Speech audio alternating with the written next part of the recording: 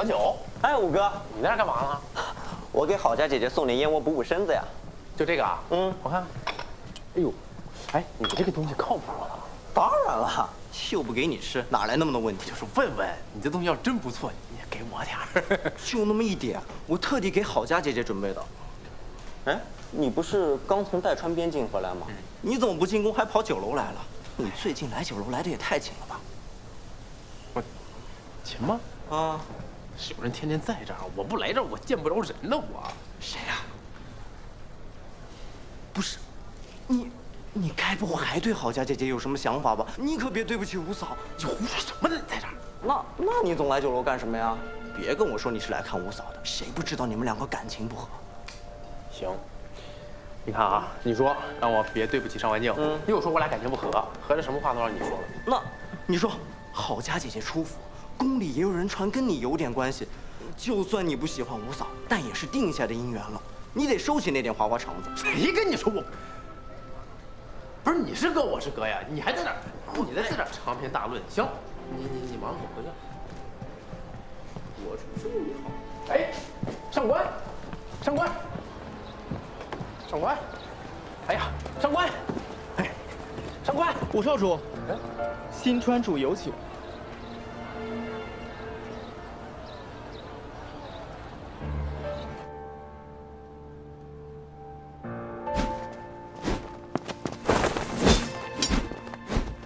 放假，这给你。哦，我不用，我没事儿。你就不能温柔点儿？郝家就不会这样。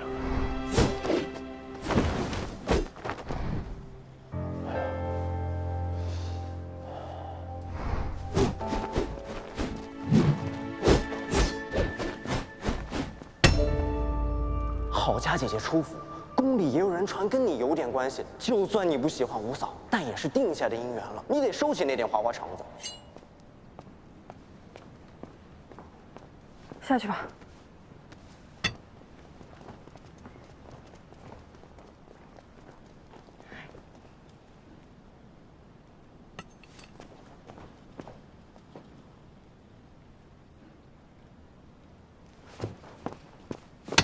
喂，你在不在里边？我有话要跟你说。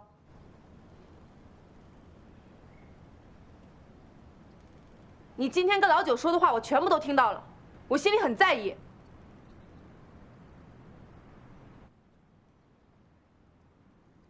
但我还是要跟你说清楚，你心里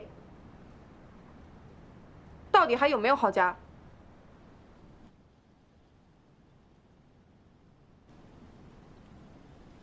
我跟你说话呢，尹琪，你听没听见？夫人，夫人，不好了！夫人，不好了！近日少主进宫问安，迟迟未归。方才小人去问，结果听说五少主跟六少主被扣下了。什么？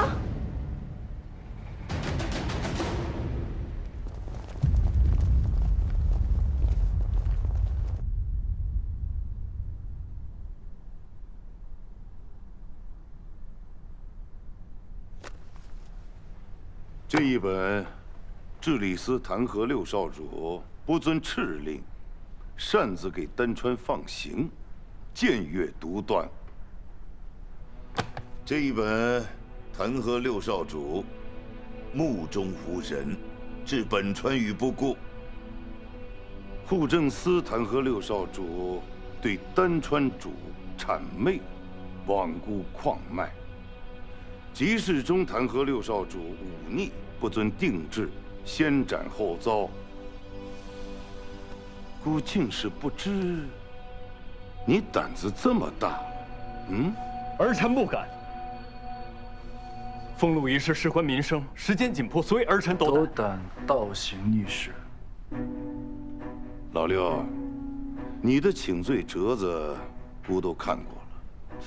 你要说此事是因为你一人所为，姑定然不信。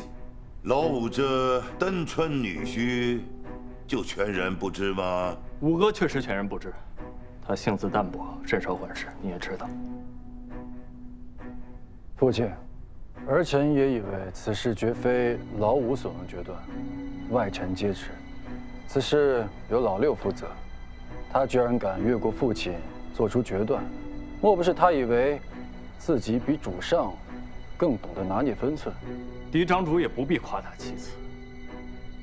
主上，丹川主已经同意会严查关卡，不会让任何代川探子入境。老六啊，那你有没有想过，孤为什么要在茶马节开始之前封禁官道？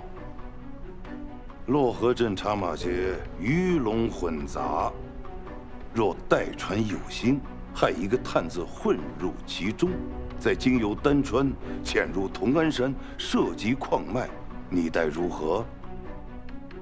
这些你是不会想不到的。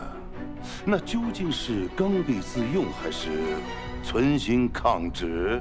代川已经老六本该与代川主周旋，这才是九川事务司该做的事儿。而如今六弟失职，儿臣无奈也只能适机从权，自行与代川交涉。你与代川交涉？你何时与代川交涉？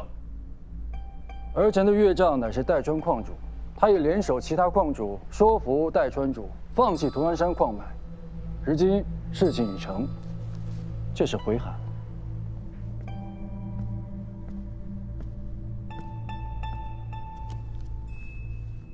看来代川主早就已经想明白了，同安山是我川领地，他们不该觊觎。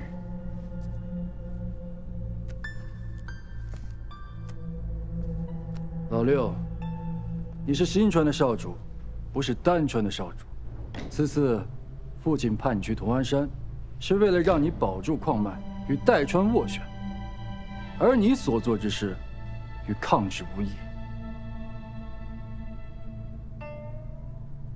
但好在，大家都是自家人，请罪折子道一声僭越，也就可以高高抬起，轻轻放下。老六，你可知罪？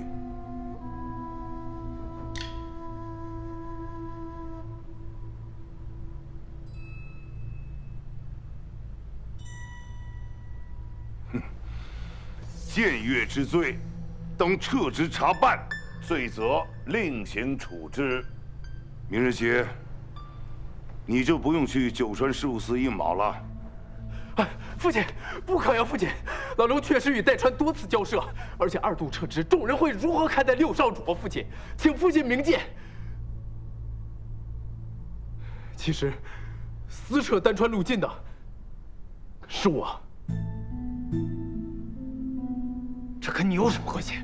儿臣是丹川主的妹婿，急于维护一界，才私自做了决断。老刘什么都不知道。父亲，老五。你撒谎，也要找几个合适的理由。你们同去同安山，你听令于他，没有他的指令，你能决断？我怎么不能？没有给丹川通用的指令，我都敢放行，我还会怕老六不同意我吗？父亲，此事与五哥无关啊！父亲，此事确实是儿臣一人所为。如果你要罚，就罚我吧。父亲，老六什么都不知道啊！父亲，好了，来人，在，将五少主、六少主拖出去，杖20。关入监视。是。父亲，你要罚就罚我一个人吧。老六什么都不知道啊！父亲，父亲，老六真的不知道。父亲，父亲，父亲。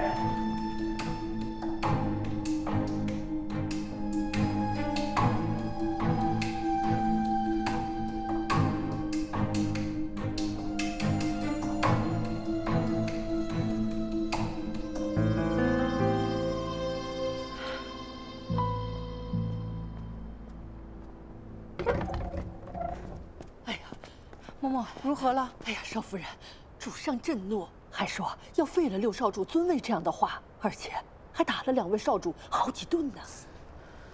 平日里就犯浑，新川主对他也没有什么指望，但这头一回打这么重啊！不行，我得找我姐姐给新川主写信。哎呀，少夫人，小的虽然不懂什么，但是也能看了几分眼色。我揣摩着，这眼下呀，还是让主上把气发出来的好，咱不急这一时啊。但我怕他犯小孩子脾气，他不肯认错呀。少夫人，你就别担心了。依我看，这打了倒是件好事，说明啊，这是主上在发泄。若是连气都不撒的话，那才是真的失望呢。这天色也不早了，你还是早点回去休息吧。